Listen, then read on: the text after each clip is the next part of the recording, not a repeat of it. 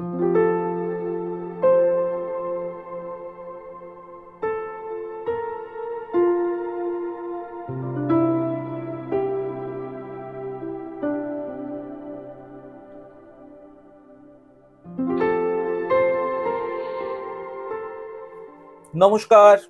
আমি বিশ্বদীপ। চলে এসেছি কে ফর কিচেনের তরফ থেকে। এই শীতের মরশুমে বাঙালিদের অতি প্রিয় যে খাবারগুলো বা যে রেসিপিগুলো, সেটা হচ্ছে পিঠে। তা আমি বেশ কিছু পিঠের রেসিপি অলরেডি করেছি, কিছু আপলোড হয়েছে, কিছু আপলোড হবে। আজকে আমি যেটা করব সেটা হচ্ছে, আপনারা অনেকেই জানেন, অনেকে হয়তো জানেন না। তারা দেখে নেবেন কিভাবে এই পিঠেটা তৈরি করে। ভীষণ টেস্টি একটা পিঠে হয় এটা, সেটা হচ্ছে গোকুল পিঠে।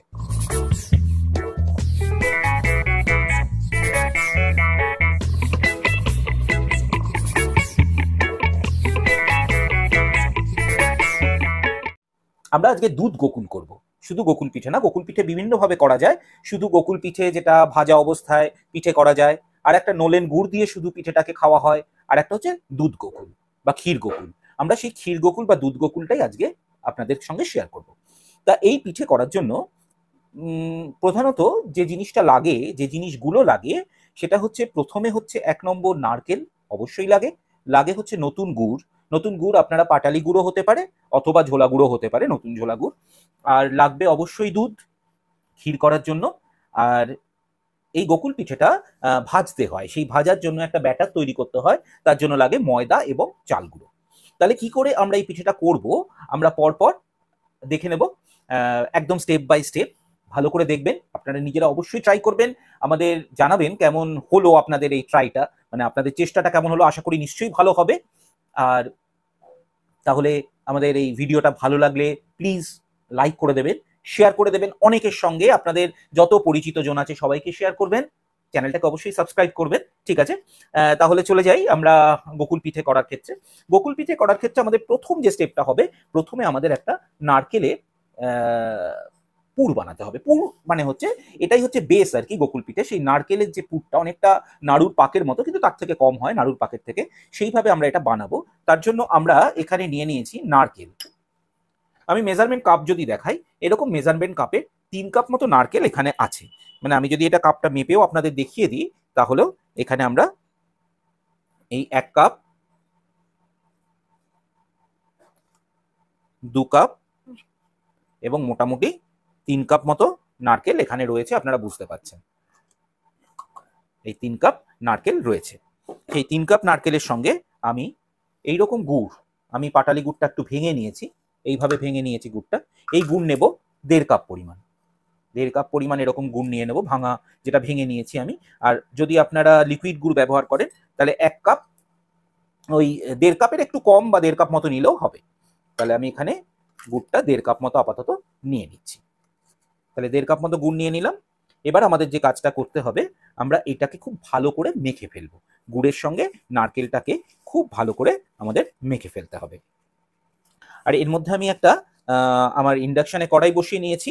আপনারাও কড়াই বসিয়ে একটু প্রিহিট করে নেবেন, করে নিয়ে একদম লো ফ্লেম করে দেবেন বা লো টেম্পারেচার করে দেবেন প্রিহিট করার পর। তা আমিও সেটা এখানে কড়াইটাকে একটু প্রিহিট করে দিলাম, তারপরে একদম লো টেম্পারেচার করব। আর এই যে মাখাটা হলো, এই মাখাটা আমরা কিন্তু তারপরে কড়াইয়ে দিয়ে দেব, এবং আমাদের পাক দিতে হবে এটাকে। এই গোকুল পিঠে করার জন্য পাকটা দিতে হবে। কিভাবে পাকটা দেব, কতটা দেব, সেটা কিন্তু আপনাদের পুরো ভিডিওটা ভালো করে দেখতে হবে। চলুন তাহলে এটা আমরা পাক দেওয়ার জন্য কড়াইয়ে প্রিহিট হয়ে গেছে, টেম্পারেচার আমি একদম লো করে দেব। করে দিয়ে আমি এইটা দিয়ে দিচ্ছি কড়াইয়ের মধ্যে। তাহলে কড়াইয়ে আমরা পুরোটা দিয়ে দিলাম। এবার কিন্তু এটা ভালো করে নাড়াচাড়া করতে হবে মিডিয়াম লো ফ্লেমে পাক দেওয়ার জন্য। তাহলে চলুন এটা আমরা পাক দেব। আর এখানে যে গুড়গুলো ডেলা ডেলা দেখছেন, এতে কোনো ভয় পাওয়ার কিছু নেই, এটা এমনি পাক দেওয়ার সময় গলে যাবে এবং আমরা পাকটা করব। এটা এরকম পাক হবে। একটু পাক হওয়ার পর এখানে আমরা একটু কেউ একটু গুঁড়ো দুধ মেশাতে পারেন। আমি এখানে আজকে একটু মিল্কমেড মেশাবো একটু পাক হওয়ার পর, যাতে আর একটু টেস্ট ভালো হয় এবং স্টিকি ভাবটাও ভালো হয় আর কি, সেই জন্য আমি মিল্কমেড মেশাবো। তা এটা আর একটু পাক হবে, তারপর আমরা মিল্কমেডটা মেশাবো। এই অবস্থায় যতটা পাক হয়েছে, আমরা আমার এখানে 200 ml এর মিল্কমেডের কৌটো এখন আপাতত আমার এখানে 100 ml আছে, আমি এরও অর্ধেক কিন্তু এর সঙ্গে মেশাবো, পুরোটা না, মানে 50 ml মতো মিল্ক মেড মেশাবো।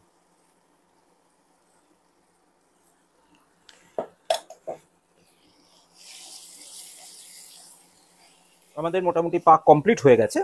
পাক হয়ে গেছে বোঝার জন্য যেটা আপনাদের দেখতে হবে, এই যে পাক হয়ে গেলে এই কড়াইয়ের গায়ে আর লেগে থাকবে না, বুঝতেই পারছেন। যেখান থেকে পাকটা সরিয়ে দেবো সেখানে কিন্তু আর লেগে থাকবে না। এটা ননস্টিক বলে না, আপনার নর্মাল কড়াইয়েও কিন্তু আপনি সরিয়ে দেওয়ার পর ইজিলি সরে যাবে পাকটা। তাহলে সেই ক্ষেত্রে আপনাদের বুঝে নিতে হবে পাক হয়ে গেছে। আমি এখানে সামান্য একটু ছোট এলাচের গুঁড়ো একটু অ্যাড করে দিলাম, একটু স্মেলটার জন্য। ভালো নাড়িয়ে নিয়ে আমি এবার তাহলে এটাকে নামিয়ে নেব। নামিয়ে কিন্তু এটাকে ছড়িয়ে দিতে হবে একটু, আমি প্লেটে নিয়ে এরমভাবে ছড়িয়ে দেবেন, ঠান্ডা করে নিতে হবে ভালো করে। আর ছড়িয়ে এ কারণে দেবেন যে নারকেল কিন্তু খুব হিট ধরে রাখতে পারে, ছড়িয়ে না দিলে নিচের নারকেলগুলো শক্ত হয়ে যাবে,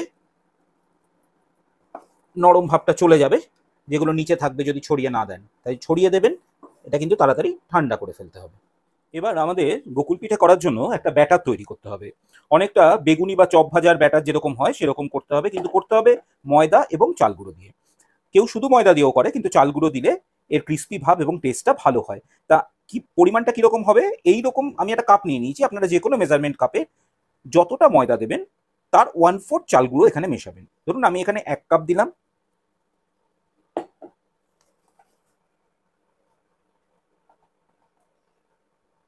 আর ধরুন হাফ কাপ ময়দা মেশালাম, 1 কাপ এবং হাফ কাপ।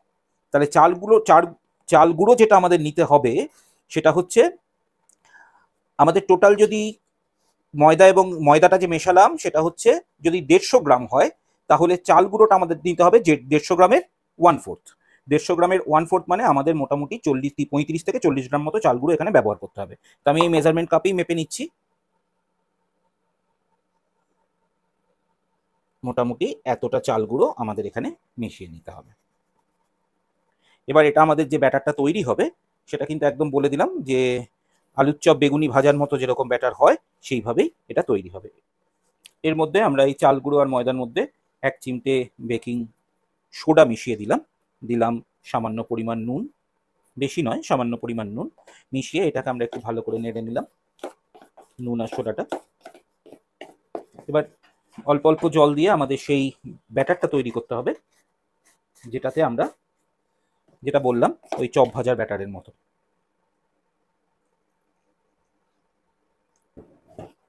ব্যাটারটা আমরা গুলে নিয়েছি, ঠিক এই রকম হবে। এর জলটা তো ওইভাবে পরিমাপ বলা সম্ভব নয়, কিন্তু কনসিস্টেন্সিটা এরকম হতে হবে। এই যে পড়ছে যেটা, এই এই পড়াটা থাকতে হবে আর কি, এইরকম এই কনসিস্টেন্সি থাকতে হবে। সেইভাবে এটা আমাদের হয়ে গেছে গুলে আমি এখানে 5-6 মিনিট মতো এটাকে রেস্টও করিয়ে দিয়েছি। এবার জাস্ট এখানে আমি একটুখানি তেল অ্যাড করব, সাদা তেল যেটা হোয়াইট অয়েল, সামান্য হোয়াইট অয়েল অ্যাড করে এটাকে ভালো করে আবার একবার গুলে নেব।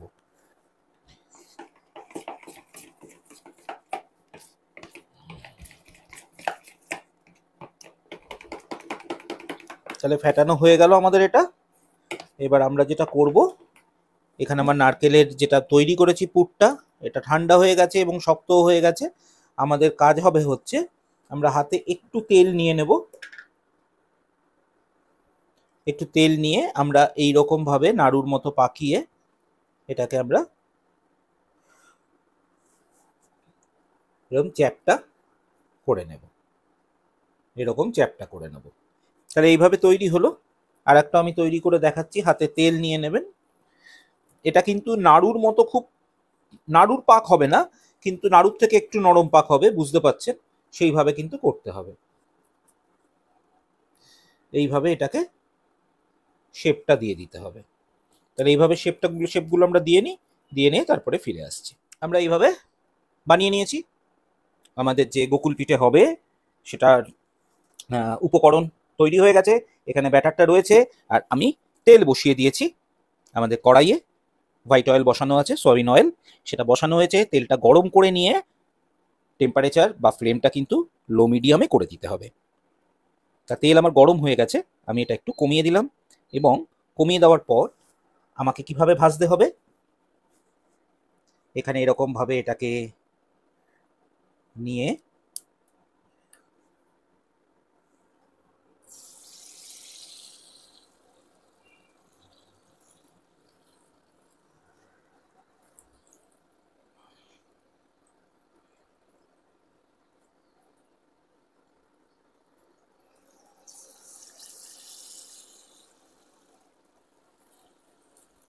তাহলে এগুলো আমরা দিয়ে দিয়েছি। এবার এটাকে হালকা হালকা করে উল্টে দিতে হবে, একটু লালচে হয়ে ভাজা হবে।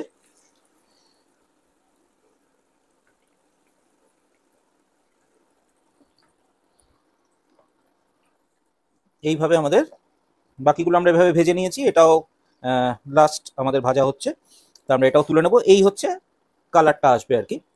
আর এই যে পিঠেটা, এটা জাস্ট এইভাবে যেভাবে ভাজা হলো সেটাও খেয়ে নেওয়া যায় শুকনো পিঠে হিসাবে। আর এর ওপরে একদম নতুন গুড় ছড়িয়ে সেভাবেও খাওয়া যায় গোকুল পিঠে।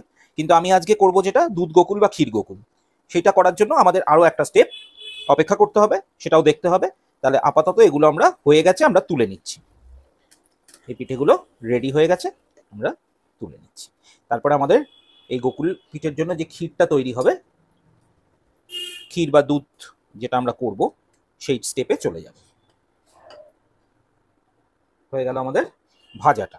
আমাদের এই গোকুল পিঠের যে ক্ষীর বা দুধটা তৈরি হবে, তার জন্য আমি এখানে আমাদের যে কোয়ান্টিটির গোকুল পিঠে আছে তাতে আমি 300 ml মতো দুধ দিয়েছি। এখানে গরম করতে বসিয়েছি, দুধটা ভালো করে ফুটে গেলে এর সঙ্গে আমরা নতুন গুড় অ্যাড করব। আপনাদের কাছে পাটালি থাকলে পাটালিও অ্যাড করতে পারেন, আর না হলে যেটা নতুন ঝোলা গুড় সেটাও অ্যাড করা যাবে। আমি অবশ্য আমার কাছে পাটালি গুড় ছিল, সেটা আমি সামান্য জল দিয়ে মিক্সিতে ভালো করে এরকমভাবে করে নিয়েছি যাতে চট করে দুধের সঙ্গে মিশে যায়। যেটা আপনারাও এরকম করে নিতে পারবেন, মিক্সিতে সামান্য জল দিয়ে পাটালি গুড়টাকে ভালো করে মিক্স করে নিলে এরকম লিকুইড গুড়ের টেক্সচারে চলে আসবে। তা আমি সেইভাবে এই গুড়টা এখানে অ্যাড করব এটা ফুটে যাওয়ার পর।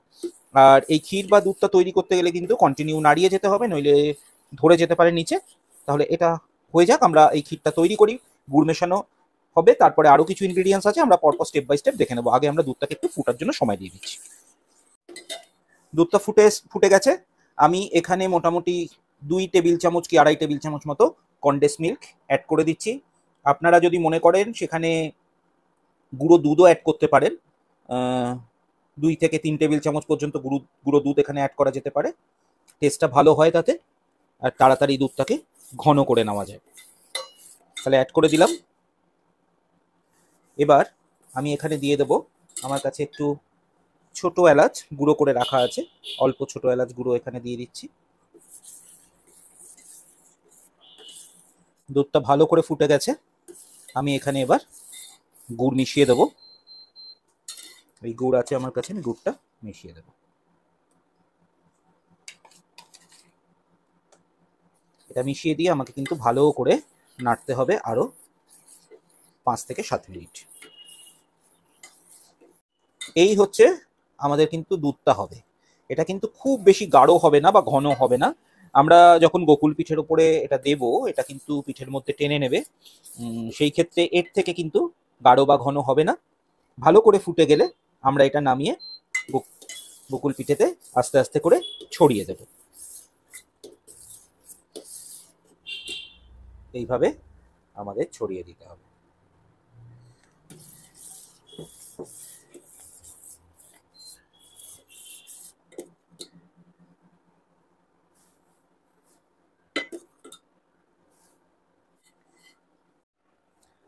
এই আমাদের গোকুল পিঠে দুধ গোকুল তৈরি হয়ে গেছে।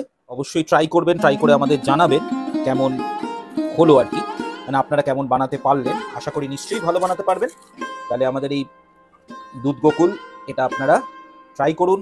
ভিডিওটা ভালো লাগলে অবশ্যই লাইক করবেন, শেয়ার করবেন, আপনাদের বন্ধু বান্ধব আত্মীয় স্বজন সবার মধ্যে করে দেবেন। আর এটা একটু সাজানোর জন্য আপনারা এর ওপর দিয়ে একটুখানি নতুন গুড় ছড়িয়ে দিতে পারেন একটু কাজু এবং পেস্তা যাই থাকুক আপনাদের কাছে সেই ধরনের কিছু, সেটাও ছড়িয়ে দিতে পারেন দেখতে ভালো লাগার জন্য। আমি এখানে একটু পেস্তা আর কাজু গুঁড়ো করে রেখেছিলাম, সেটাই এখানে দিয়ে দিলাম। অবশ্যই আমাদের চ্যানেলটাকে সাবস্ক্রাইব করে দেবেন, বেল আইকনে ক্লিক করে দেবেন। আমরা আরও অনেক এরকম ধরনের পিঠে তাছাড়া অন্য অনেক রেসিপি নিয়ে ফিরে আসব। শীতটা খুব ভালো করে এনজয় করুন, সকলে খুব ভালো থাকুন। তাহলে আবার ফিরে আসবো খুব খুব তাড়াতাড়ি অন্য আর একটা রেসিপি নিয়ে।